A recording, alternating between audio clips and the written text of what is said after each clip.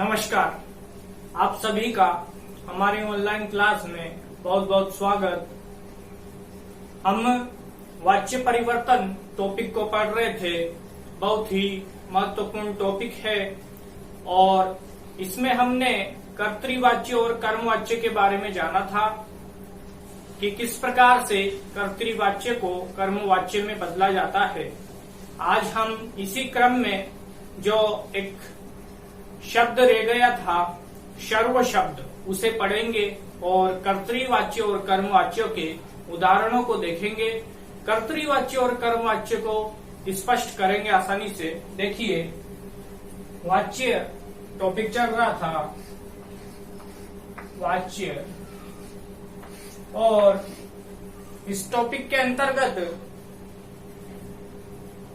अगला जो शब्द रूप है सर्व शब्द रूप। तो देखिए, सर्व शब्द रूप, सर्व का अर्थ होता है सब, तो अर्थ क्या हुआ? सब। अब इसके पुल्लिंग के रूप देखेंगे तो पुल्लिंग के रूप देखिए किस प्रकार से चलेंगे। देखिए, एक वचन, द्विवचन और बहुवचन। बहुवचन, तीन वचन होते हैं संस्कृत में, एक वचन, द्विवचन और बहुवचन। और यह सर्व शब्द रूप है तो विभक्तियां चलती है इसमें। इधर हो जाएगी प्रथमा विभक्ति, द्वितीया विभक्ति और यह तृतीया विभक्ति। ठीक है, यह शब्द रूप पूरे सप्तमी विभक्ति तक होते हैं। तृतीय विभक्ति तक इसलिए लिख रहे हैं क्योंकि कर्तृवाच्य से कर्मवाच्य में बनाते समय प्रथमा विभक्ति को तृतीय विभक्ति में बदला जाता है। तो देखिए, इसका बन जाएगा सर्वः, सर्वो, सर्वः, सर्वो, सर्वे। अगला सर्वम, सर्वो, सर्वान, सर्वान। अगला सर्व, सर्वो, सर्वे, सर्वम, सर्वो, सर्वान और सर्वेण, सर्वेण, सर्वाभ्याम, सर्वाभ्याम और सर्वे। इस प्रकार से यह सर्व शब्द के पुल्लिंग के रूप हुए। देखिए, सर्वः, सर्वो, सर्वे, सर्वम, सर्वो, सर्वान, सर्वेण, सर्वाभ्याम, सर्वे, यह रूप हुए। अब जब कर्तृवाच्य में हमें इस प्रकार के रूप मिलेंगे, किसी भी वाक्य में सर्व मिल जाएगा, उसे हमें तृतीय विभक्ति में बदलना है तो किस प्रकार से बदलेंगे? सर्वः का हम सर्वेण कर देंगे। यदि हमें सर्वो मिलता है तो हम उसे बदल देंगे कर्मवाच्य में सर्वाभ्याम में। यदि हमें किसी भी वाक्य में सर्वे मिलेगा तो सर्वे को हम बदल देंगे तृतीया में सर्वे। इस प्रकार से कर्मवाच्य में बदल देंगे। अब देखिए, पुल्लिंग के बाद स्त्रीलिंग रूप देखिए, तो यह स्त्रीलिंग रूप देखिए। स्त्रीलिंग के रूप देखिए, सर्वा, सर्वा, सर्वे, सर्वा, इस प्रकार से। अगला सर्वाम, सर्वे, सर्वाम, सर्वे, सर्वा। अगला सर्वेण, सर्वाम, अगला बन जाएगा सर्वया, स्त्रीलिंग में सर्वया, सर्वाभ्याम और सर्वाभि, सर्वाभि। अब देखिए स्त्रीलिंग रूप सर्वा सर्वे सर्वा, सर्वाम सर्वे सर्वा, सर्वया सर्वाभ्याम सर्वाभि विसर्ग। अब जब हमें कर्तृवाच्य में मिलेगा कोई भी वाक्य, उसमें सर्वा आता है तो उसे हम बदलेंगे सर्वया में, तृतीया में। कर्ता में सर्वा दे दिया, अगर स्त्रीलिंग का कर्ता, तो उसे हम बदल देंगे तृतीया में। कर्ता में प्रथमा, तो कर्मवाच्य में तृतीया में बदल देंगे, तो सर्वया हो जाएगा। यदि सर्वे आता है तो सर्वाभ्याम में बदल देंगे, और यदि सर्वाह आता है तो सर्वाभि में बदल देंगे।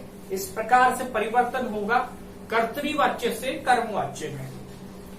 अब देखिए अगला नपुंसक लिंग शब्द, इसी का नपुंसक लिंग शब्द, इसमें बनेगा सर्वम सर्वे सर्वाणि, सर्वम सर्वे सर्वाणि। द्वितीय का भी रूप यही रहता है सेम, यह भी बन जाएगा सर्वम सर्वे सर्वाणि, इस प्रकार से। तृतीया में पुल्लिंग की तरह चलते हैं रूप, सर्वेण सर्वाभ्याम सर्वे, इस प्रकार से। सर्वेण सर्वाभ्याम सर्वाभ्याम सर्वे सर्वे, इस प्रकार से। अब देखिए सर्वम सर्वे सर्वाणि, सर्वम सर्वे सर्वाणि और सर्वेण सर्वाभ्याम सर्वे विसर्ग यहां पर, इस प्रकार से नपुंसक लिंग में बनेंगे। यहां तक एक स्क्रीनशॉट ले ले, उसके बाद आगे पढ़ेंगे।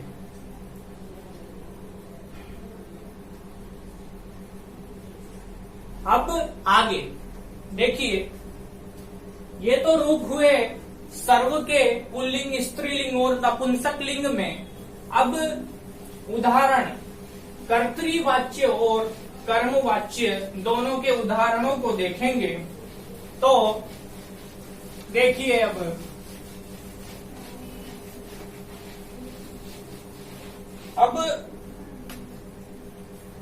कर्तृवाच्य, यह कर्तृवाच्य। दूसरा है कर्मवाच्य, तो यह कर्मवाच्य। अब देखिए कर्तृवाच्य में कर्ता में प्रथमा विभक्ति का प्रयोग होता है। कर्तृवाच्य में कर्ता में कौन सी विभक्ति होती है? प्रथमा। उसके बाद कर्मवाच्य में कौन सी विभक्ति होती है? कर्मवाच्य में कर्ता में तृतीया विभक्ति का प्रयोग हो जाता है। कौन सी विभक्ति? तृतीया विभक्ति। दूसरी बात, अब कर्तृवाच्य में कर्म में आती है द्वितीया, तो कर्म में कौन सी विभक्ति आती है? द्वितीया। अब कर्मवाच्य में कर्म में आती है प्रथमा, तो कर्म में क्या आ जाएगी? कर्मवाच्य में कर्म में प्रथमा आती है, तो यह प्रथमा विभक्ति। अब अगली बात, कर्मवाच्य जो कर्तृवाच्य जो होता है, इसमें क्रिया आती है कर्ता के अनुसार। क्रिया कैसे आएगी? क्रिया आएगी कर्ता, कर्तानुसार, कर्ता के अनुसार। अब कर्मवाच्य में क्रिया आती है कर्म के अनुसार। क्रिया कैसी आएगी? कर्म के अनुसार, कर्म अनुसार। ये अब देखिए एक बार और समझते हैं। कर्तृवाच्य होता है उसमें कर्ता में प्रथमा विभक्ति का प्रयोग होता है, कर्म में द्वितीय विभक्ति का प्रयोग होता है, और क्रिया जो होती है वह कर्तानुसार आती है।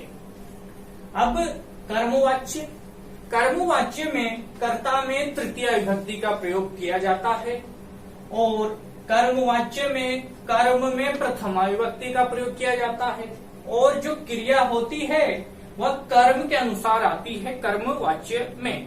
तो यह क्रिया कर्म के अनुसार तो कर्म अनुसार। यहां तक बात समझ में आई। अब आगे बढ़ते हैं। कर्तृवाच्य जो होता है इसमें क्रिया परस्मैपदी में चलती है, पठति, पठतः, पठन्ति, इस प्रकार से। कर्तृवाच्य में कैसे चलेगी क्रिया? पठति, पठतः और पठन्ति, इस प्रकार से। और जो कर्म, ये कर्मवाच्य होता है, इसमें मूल धातु में यह जोड़ देते हैं। तो कर्मवाच्य में कैसे चलेगी क्रिया? इसमें चलेगी पठ्यते, पठ्य धातु मूल धातु है, इसमें यह जोड़ देंगे तो यह हो जाएगी पठ्यते, पठ्येते और पठ्यन्ते, इस प्रकार से। पठ्यन्ते, इस प्रकार से। कर्तृवाच्य में पठति, पठतः, पठन्ति, और कर्मवाच्य में मूल धातु पठ धातु में या कोई सी भी धातु हो उसमें यह जोड़ दिया जाता है कर्मवाच्य में। तो कर्मवाच्य में चलेंगे पठ्यते, पठ्येते, पठ्यन्ते, पठ्यन्ते, इस प्रकार से रूप चलेंगे। ये तो हमने समझा कर्तृवाच्य और कर्मवाच्य का अंतर। कैसे कर्तृवाच्य से कैसे कर्मवाच्य में बदलेंगे। यह कर्तृवाच्य का स्वरूप ऐसा होता है और कर्मवाच्य का स्वरूप इस प्रकार से होता है। अब उदाहरण से समझेंगे कि कर्तृवाच्य और कर्मवाच्य किस प्रकार से बदले जाते हैं, कर्तृवाच्य से कर्मवाच्य में कैसे बदलेंगे। तो देखिए, उदाहरण देखते हैं। उदाहरण से बहुत ही अच्छे से स्पष्ट होगा। चाहे कारक प्रकरण की बात करें, चाहे वाच्य परिवर्तन की बात करें, इन और प्रश्न निर्माण और अशुद्धि संशोधन, ये ऐसे टॉपिक है, चारों टॉपिक।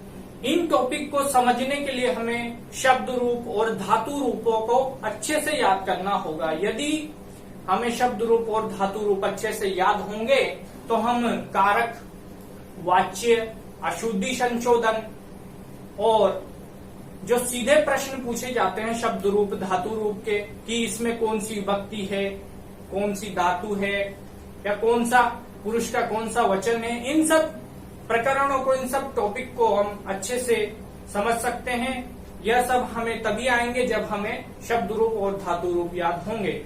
तो शब्द रूप और धातु रूप को जरूर याद करना है, इनके बिना कार्य नहीं चलेगा। तो देखिए, अब उदाहरण देखते हैं। जैसे एक उदाहरण है, तौ पठतः, यह उदाहरण, तौ पठतः, यह उदाहरण है कर्तृवाच्य का। उदाहरण किसका है? कर्तृवाच्य का। अब देखिए, तौ यहां पर है कर्ता। तौ क्या है? कर्ता, और कर्ता के अनुसार आई है क्रिया। ठीक है। अब कर्ता यहां पर है तो कर्ता में प्रथमा विभक्ति का प्रयोग हुआ है यहां पर। कैसे पता चलेगा? जब हमें इसके रूप याद होंगे तब हमें पता चलेगा। सह, तौ, ते, यह प्रथमा का रूप है।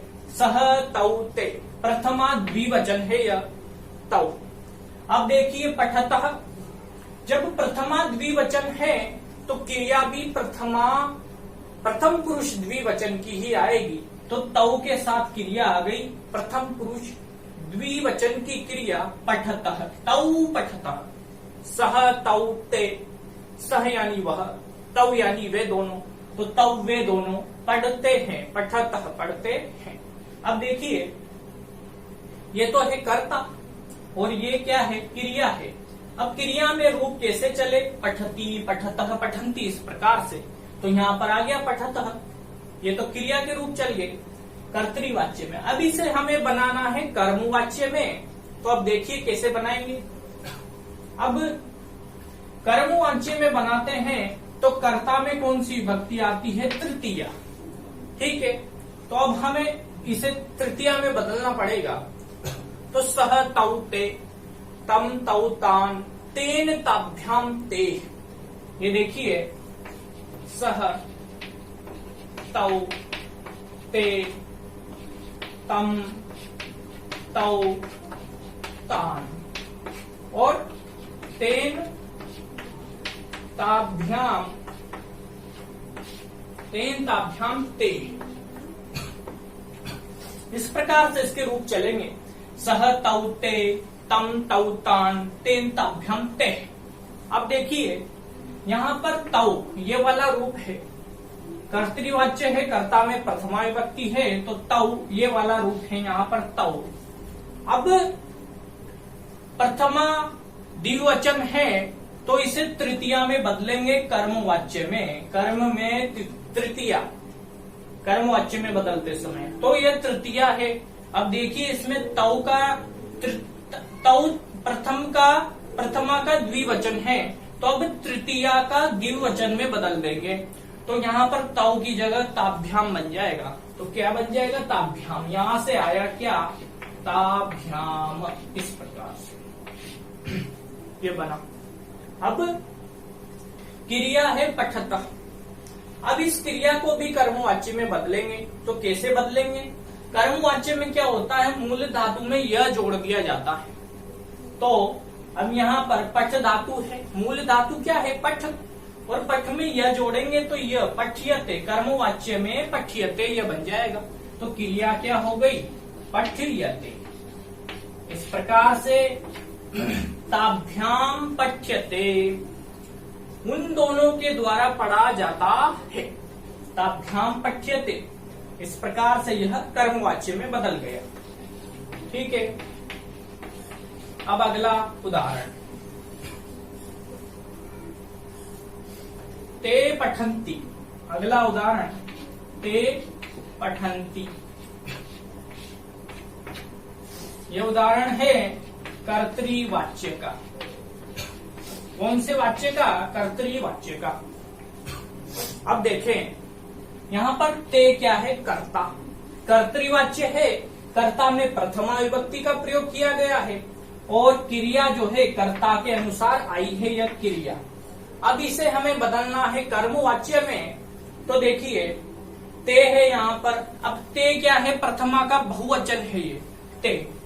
अब इसे हम बदलेंगे तृतीया में, तो तृतीया के बहुवचन में ही बदलेंगे। जैसा वचन होगा उसी वचन में बदलेंगे। प्रथमा विभक्ति होगी तो तृतीया में बदलेंगे, लेकिन प्रथमा विभक्ति का एक वचन होगा तो प्रथमा विभक्ति एक वचन में बदलेंगे। यदि प्रथमा विभक्ति द्विवचन होगा तो यदि प्रथमा विभक्ति द्विवचन होगा तो तृतीया विभक्ति द्विवचन में बदलेंगे। यदि प्रथमा का बहुवचन होगा तो तृतीया का बहुवचन इसमें बदलेंगे। तो यहाँ पर ते है तो यह बदल जाएगा तेह में, विसर्ग। तो यह तेह है, ये बदला तेह में। इस प्रकार से यह विसर्ग आ गया, ते को बदल दिया तेह में। यहाँ से यह कर्मवाच्य में बदल गया कर्ता। कर्ता में कौन सी आ गई, अब तृतीया विभक्ति आ गई। अब क्रिया है पठंती, तो यहाँ पर इस कर्ता के अनुसार आई थी क्रिया पठंती। ठीक है, अब क्रिया को बदलेंगे तो मूल धातु में य जोड़ देते हैं। यहाँ भी क्या है, पठ धातु है, य जोड़ देंगे पठ धातु में तो पठ्यते बन जाएगा। क्या बन जाएगा, ते पठ्यते। क्या बना, ते पठ्यते। इस प्रकार से यह कर्मवाच्य में बदल गया, कर्मवाच्य में बदल गया।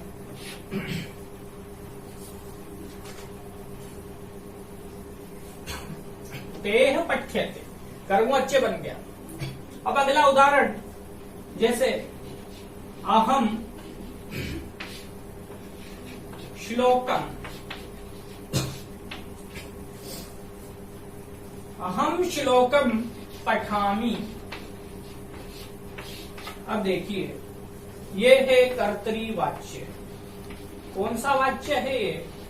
कर्तरीवाच्य। इसे बदलेंगे हम कर्मवाच्य में। अब अहम श्लोकम पठामि, मैं श्लोक पढ़ता हूं। ठीक है, तो इसके रूप कैसे चलते हैं? अहम आवाम वयम, माम आवाम अस्मान, मया आवाभ्याम अस्माभिः। अब यह क्या है? अहम आवाम वयम, माम आवाम अस्मान, मया आवाभ्याम अस्माभिः। तो यह कर्ता है, प्रथमा है कर्तरीवाच्य में। इसे हम बदलेंगे तृतीया में। यह कर्ता प्रथमा का एक वचन है, तो तृतीया का एक वचन बदल देंगे, यह बन जाएगा मया। मया कर्मवाच्य में क्या बदल, तृतीया में हो गया, अब मया बन गया है। अब श्लोकम है, अब श्लोकम है, इसमें द्वितीय विभक्ति है। क्यों? क्योंकि कर्तरीवाच्य का है। अब द्वितीय को हम बदल देंगे, यहाँ पर कर्मवाच्य में प्रथमा में। कर्म में क्या आ जाएगी? प्रथमा। तो श्लोक में प्रथमा कर देंगे, तो क्या बन जाएगा? यह श्लोक, यह बन जाएगा श्लोक। अब देखिए, अब कर्मवाच्य में क्रिया किसके अनुसार आती है? तो कर्मवाच्य में क्रिया जो है कर्म के अनुसार आती है, कर्म के अनुसार आती है। तो कर्म क्या है? श्लोक। एक श्लोक है, एक वचन है, तो क्रिया भी एक वचन की ही आएगी। तो श्लोक के अनुसार क्रिया आ जाएगी। क्रिया क्या है? पठ्यते, यह जोड़ देते हैं, तो यह जोड़ देते हैं, तो एक वचन की क्रिया क्या है? पठ्यते। तो यहाँ पर आ जाएगा पठ्यते, पठ्यते।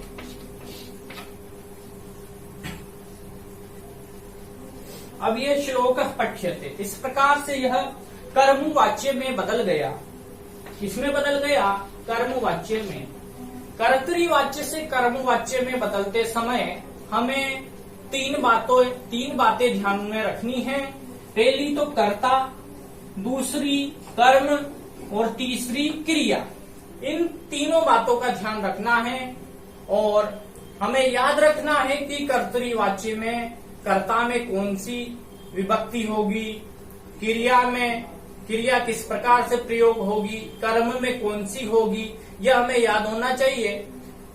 तब हम कर्मवाच्य में आराम से बदल सकते हैं किसी भी वाक्य को। अब देखिए, अगला उदाहरण देखिए। यहां तक स्क्रीनशॉट ले लें, उसके बाद आगे बढ़ते हैं। तो देखिए, अब अगला उदाहरण,